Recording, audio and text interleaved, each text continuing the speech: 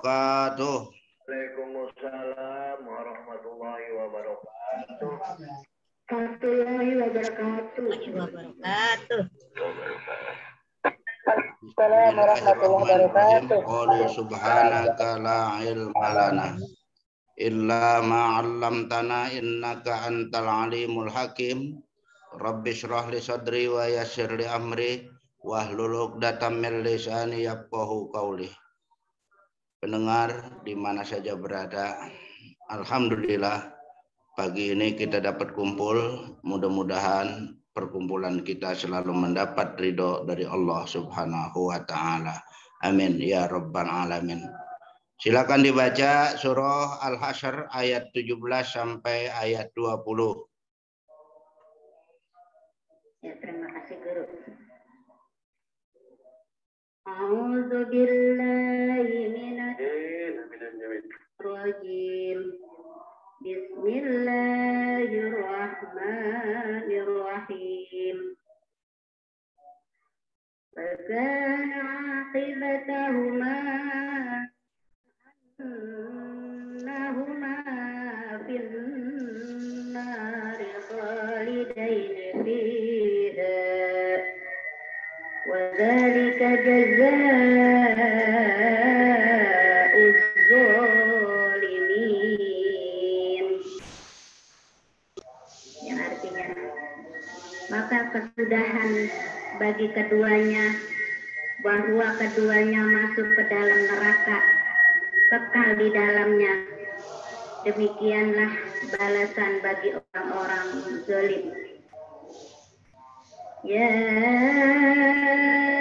ayyuhalladzina amanu taqullaha wal tanzur nafsum ma qaddamat lighad wattaqullaha innallaha khabirum bima ta'malun. Wahai orang-orang yang beriman, bertakwalah kepada Allah dan hendaklah setiap orang memperhatikan apa yang telah diperbuatnya untuk hari esok atau akhirat. Dan bertakwalah kepada Allah. Sungguh Allah Maha teliti terhadap apa yang kamu kerjakan. Wala takunu kalladzina nasullaha fa'ansahum anfusahum ulaika humul fasiqun. Dan janganlah kamu seperti orang-orang yang lupa kepada Allah, sehingga Allah menjadikan mereka lupa akan diri sendiri. Mereka itulah orang-orang fasik. La yastawi ashabun nari wa ashabul jannah. Ashabul jannati humul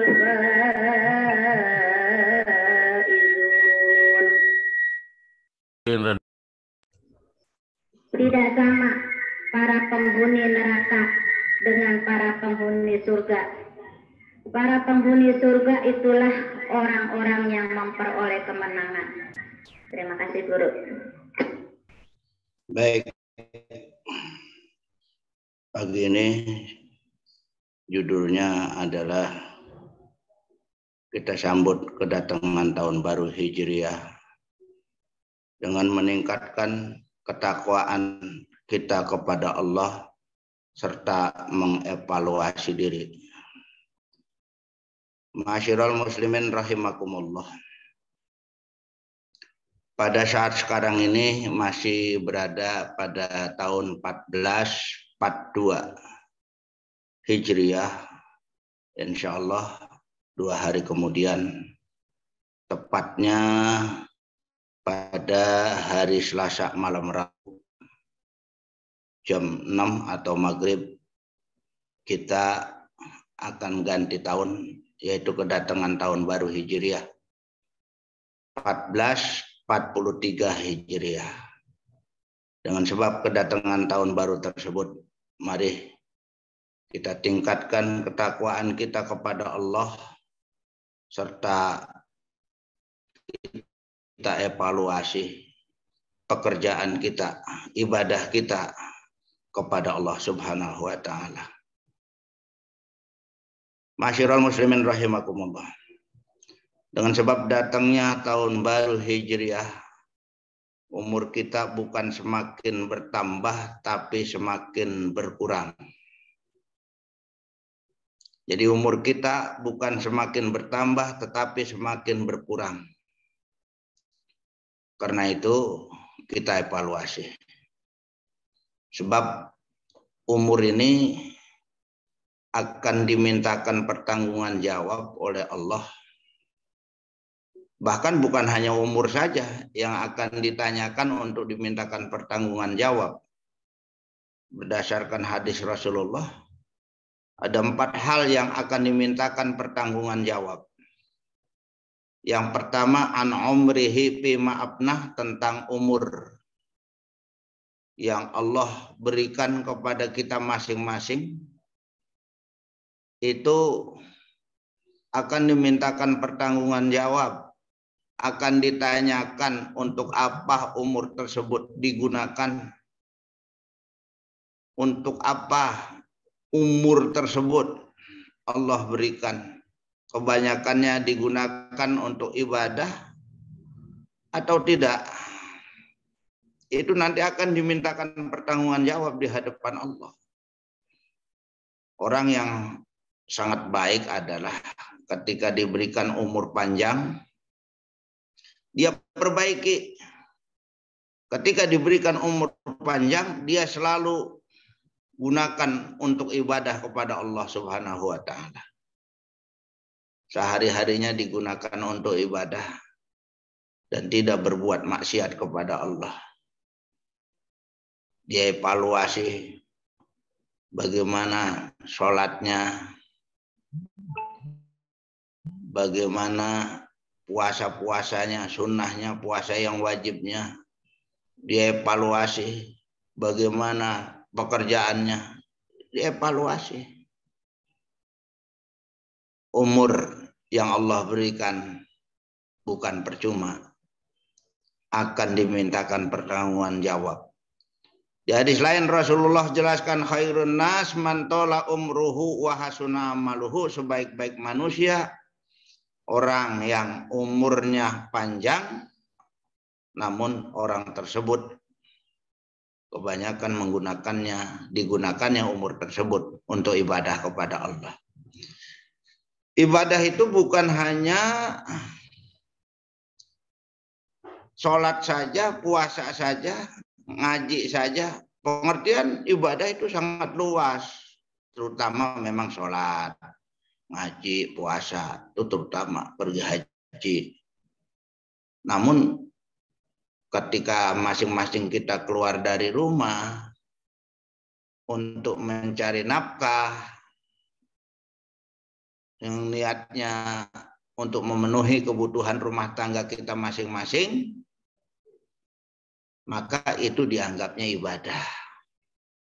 Yang dagang, yang bekerja, yang driver, petani, dan lain sebagainya, mereka keluar setiap pagi untuk mencari nafkah, itu juga dihukumkan adalah ibadah. Kita evaluasi. Jadi orang yang sangat baik adalah sehari-harinya Allah berikan umur tersebut digunakan untuk ibadah. Itu yang pertama. Yang kedua, wa an jasadihi bima ablah, jasad yang Allah berikan untuk apa digunakannya.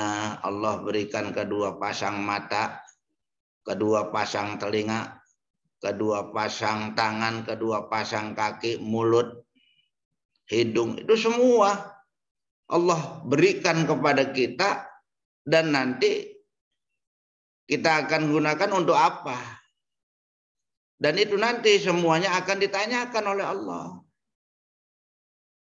Makanya kedua pasang mata Allah berikan.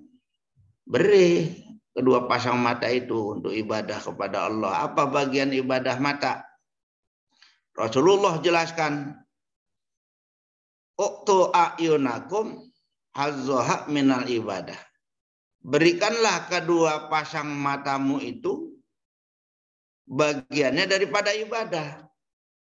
Ibadah kedua pasang mata itu adalah an-nazru bil mushaf, yaitu digunakan untuk membaca Al-Quran. Orang yang membaca Al-Quran insya Allah kedua matanya penglihatannya jelas, terang. Bicaranya juga fasih sebab sering membaca Al-Quran. Al-Quran bila dibaca sebetulnya pahalanya sangat besar Allah berikan buat yang membacanya. Bisa Allah berikan satu huruf 50 kebajikan. Kalau di dalam sholat satu huruf saja pahala Allah berikan yaitu 100 kebajikan. Kalau di luar sholat 50 kebajikan. Itu pahala buat orang yang membaca Al-Quran. Nah, oleh karena itu banyak-banyaklah membaca Al-Quran. Dengan demikian Allah akan selalu ridho kepada kita semuanya. Amin ya rabbal alamin. Amin ya rabbal alamin. Kita ada di Bang, lagi di jalan Bang, mau ke Bandung Bang. Baik. Kemudian yang berikutnya adalah wa an malihi min aina iktasabahu wa anfaqahu. Harta atau rezeki yang Allah berikan itu akan dimintakan pertanggungan jawab dari mana didapat dan kemana disalurkan.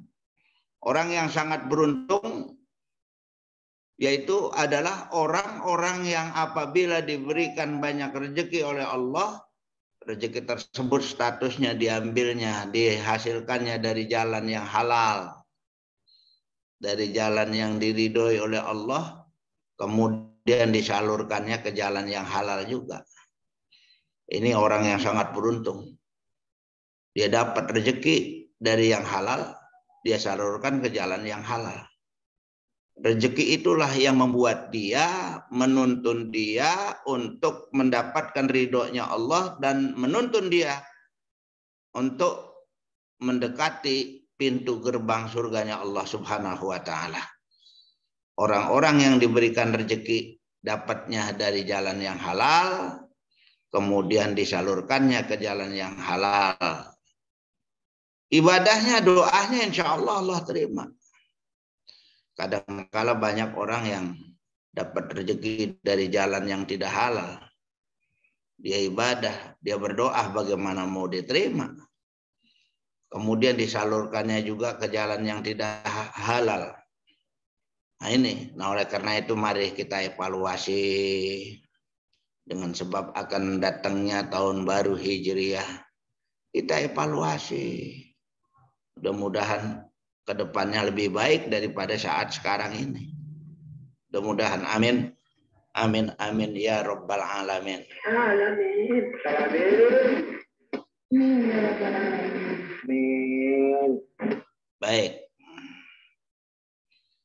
Kemudian yang berikutnya adalah yang keempat, wa an ilmihi ma'amila bihi. Ilmu yang Allah berikan kepada kita, banyak maupun sedikit tuh ilmu pengetahuan agama terutama, itu akan dimintakan pertanggungan jawab, diamalkan atau tidak. Orang yang punya ilmu kemudian dia amalkan, orang tersebut adalah orang yang paling diridhoi oleh Allah. Punya ilmu diamalkan. Diamalkannya ilmunya dia salurkan kembali, dia ngajar, kemudian dia gunakan ilmunya itu dipakai buat ibadah. Karena orang yang ibadah dengan adanya ilmu yang didasari dengan ilmu yang dia miliki, itu sangat berbeda dengan orang yang ibadah tidak ada ilmunya. Orang yang ibadah ada ilmunya yang dia miliki. Sangat berbeda. mutu ibadahnya, terutama sholat. Dari gerakannya juga sudah tahu orang yang ada ilmunya dengan orang yang tidak ada ilmunya. Jadi ilmu yang Allah berikan, ya mudah-mudahan kita amalkan untuk ibadah, kita salurkan kembali. Nah, itu orang yang paling diridhoi oleh Allah.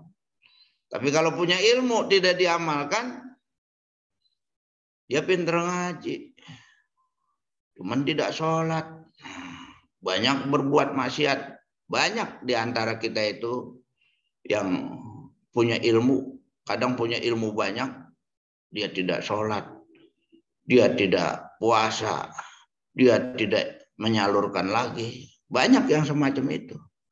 Makanya yang semacam itu, kalau memang punya ilmu tidak diamalkan, dalam syair dijelaskan, fa'alimun bi'ilmihi lan ya'malan mu'adzabun min qabli ubadil wasa.